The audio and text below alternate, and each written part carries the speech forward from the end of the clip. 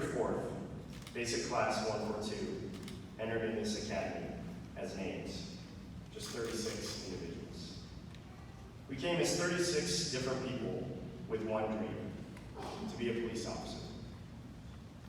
They say law enforcement is a noble profession. If you ask a child what he or she wants to be when they get older, most will give the age-old answer, a police officer. Some other children may say they want to be firefighters, but we won't talk about them. But why does almost every child say they want to be a police officer? Because children have no problem seeing the nobility of the profession. They see their own version of a superhero. They see a man or a woman dressed in uniform, wearing a badge on their chest, and standing up for what is right.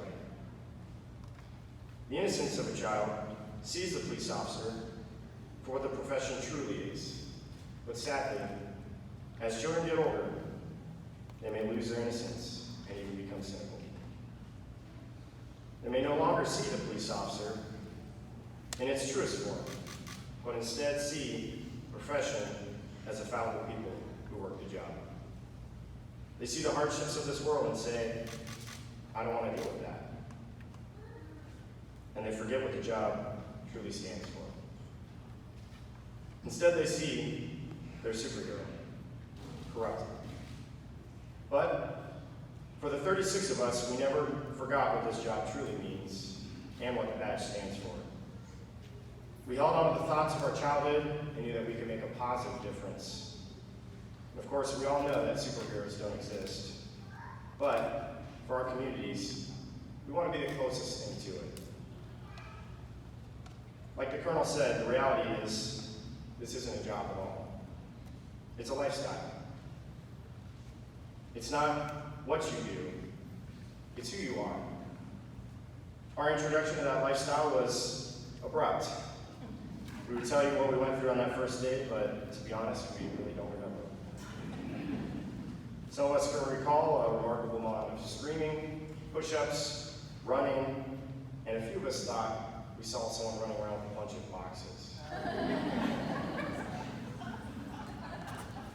Even though we don't perfectly remember that first day, the point is that for many of us, we were faced with uncommonly high standards. We had to learn to perform under pressure, pay great attention to detail, and keep our composure despite the stressors of life here at the academy.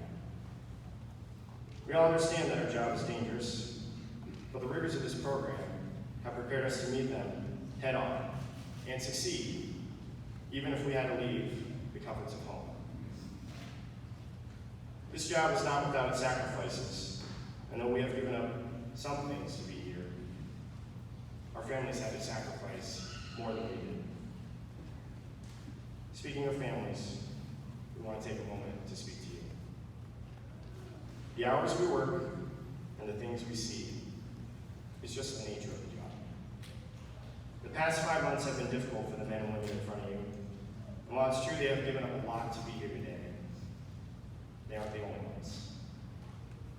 To the husbands, the wives, the mothers, fathers, brothers, sisters, and loved ones, it has been your sacrifice, your support, and your willingness to allow us to pursue our dreams that has gotten us here today.